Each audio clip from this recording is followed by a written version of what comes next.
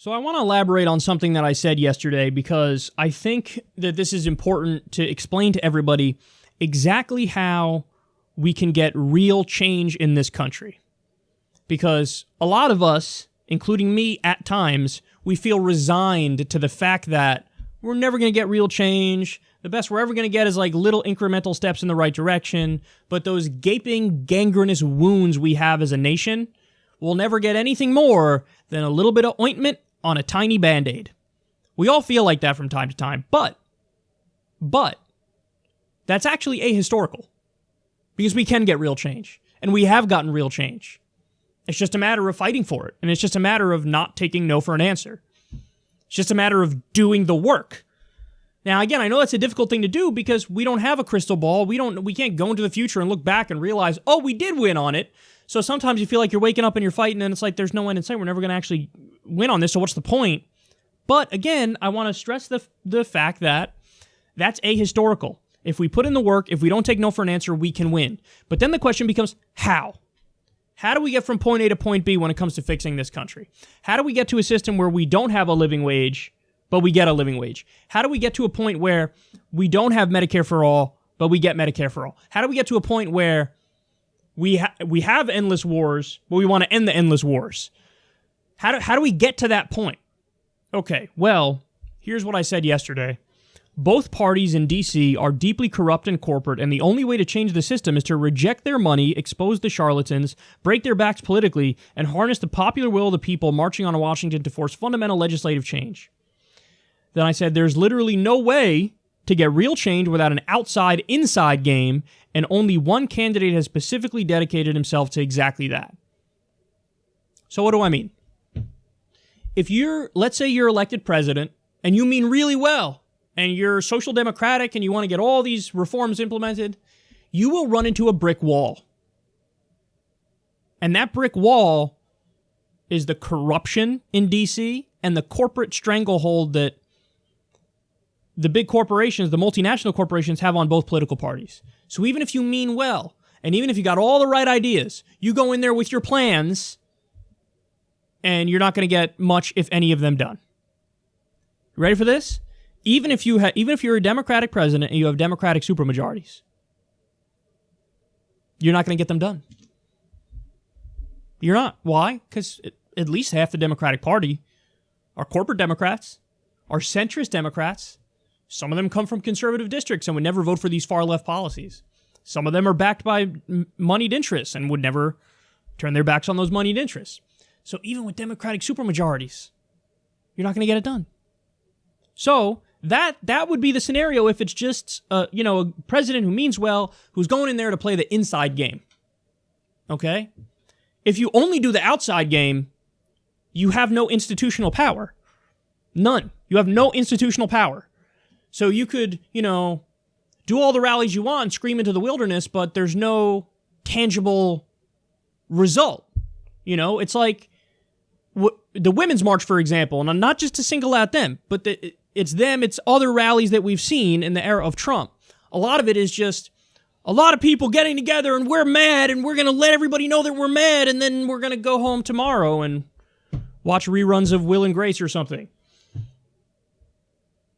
So if you just do the outside game, totally ineffectual. You just have the inside game, totally ineffectual. The only way to get real change is with an inside-outside game where it's married together. So what does that mean? Well, let's say Bernie Sanders is elected president. He gets in the White House. He has meetings with, his top advisors, with the head of various progressive groups. And they develop a strategy. Bernie knows he's running up against a brick wall. Bernie knows one man can't change the system like this. So we all sit around, and the conclusion is President Sanders is going to do an address from the Oval Office. In his address from the Oval Office, he's going to call for an FDR-style, Bill of Economic Rights. And he's going to lay them out in no uncertain terms. We want Medicare for all. We want free college. We want a living wage. We want to end the wars and reinvest here at home with the Green New Deal. We want to end the drug war and free nonviolent drug offenders. We will have a list of the top 5 or 10 super important policy positions that are positions that over 60% of the American people agree with. Incredibly strong majorities, okay? We'll have that list. He lays them out in an address from the Oval Office at prime time at night. And at the end of that speech, President Bernie Sanders says, I'm calling on all Americans to march on Washington. I'm calling on all Americans to do a general strike and ground this economy to a halt until we get the necessary change. And what we're going to do is we're going to camp out in Washington, and we're not moving until this agenda is passed. And anybody who dares get in our way will get a primary, and they will lose. You draw the line in the sand. The inside game is our ally, Bernie Sanders, laying it out in crystal clear terms and being our leader in the White House and giving everybody the strategy.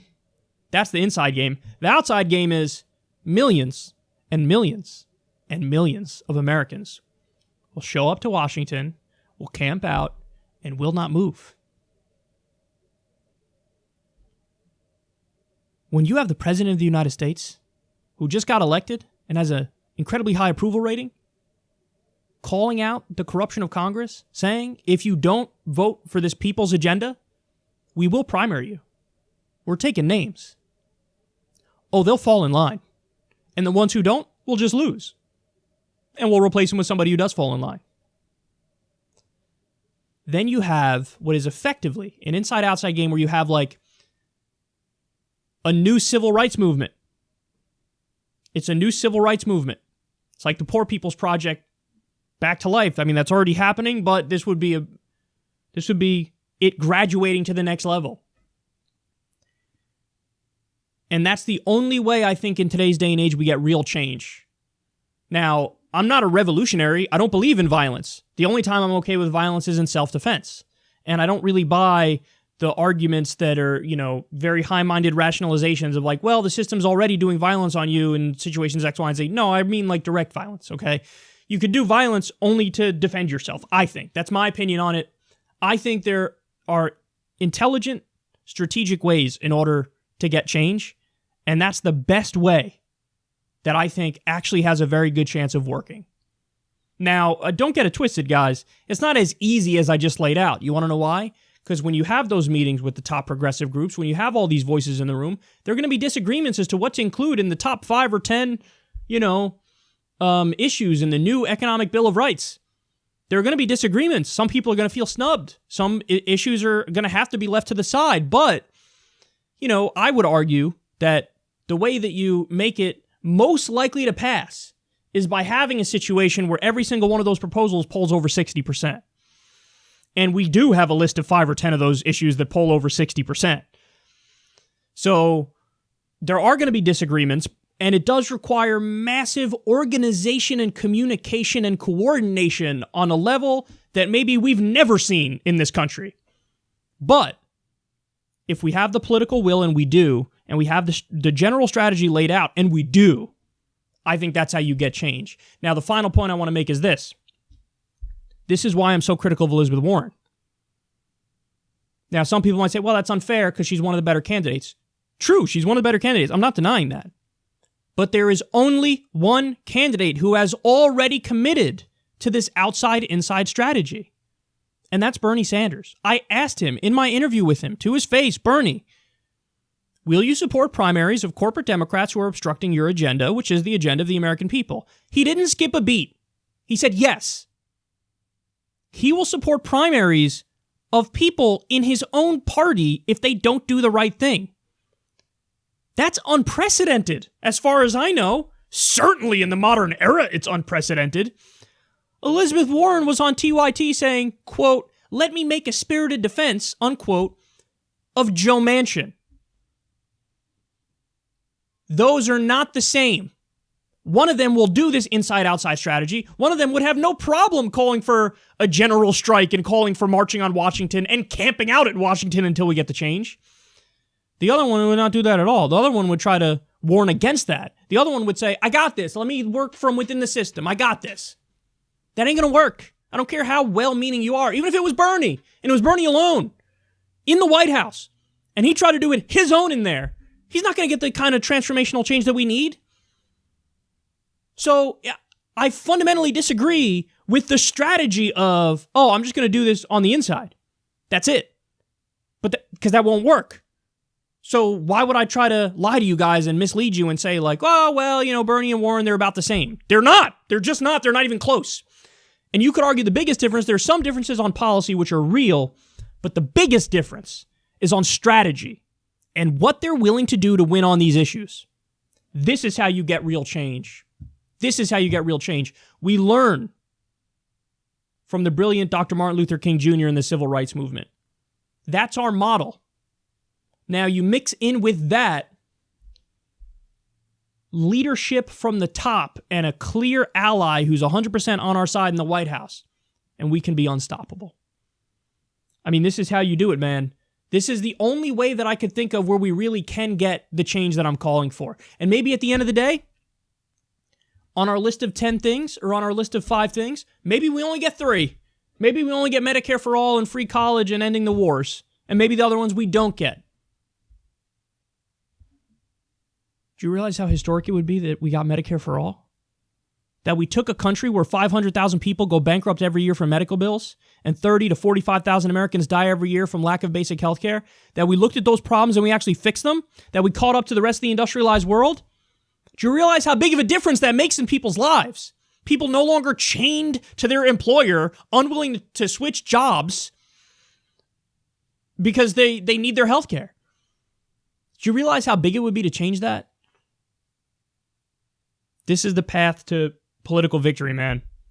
Now, listen, I'm open to hearing people who have other ideas, but I'll tell you up front, I don't believe in revolution. I don't believe in violence that's not 100% defensive in nature.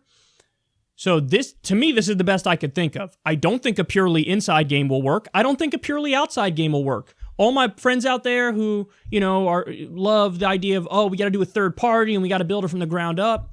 I love you. I think you mean well. I don't think your idea is going to work at all. I don't think it's going to come close to working. I think the way that we do it is what I just described there. Clear political pressure, clear political goal. That was my main criticism of movements like the women's movement and March for Our Lives and all these things is, no, you have to be so specific in today's day and age. You can't just be like, yeah, Trump's bad and women are great. What does that mean? No, here's what we're calling for. Here's our list of stuff. We're not budging, and we're not going anywhere until you do it. And if you don't agree with us, you'll lose your job. It's got to be super clear, super specific, super direct. And it's got to be inside outside. And there's got to be all different parts of it. The leadership role, the people, the allied groups like Justice Democrats and Our Revolution who are there and they know, this person's not doing their bidding. Great. We got somebody to primary him. Let's go. All the puzzle pieces need to be there. And believe me, when we have a situation where the economy grinds to a halt because there is a general strike, even if 20% of the economy grinds to a halt, you don't think there's going to be pressure?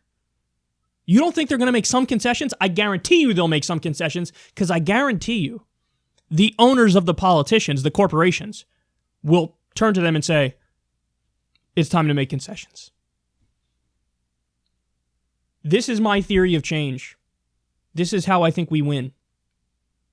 And I'm tired of messing around.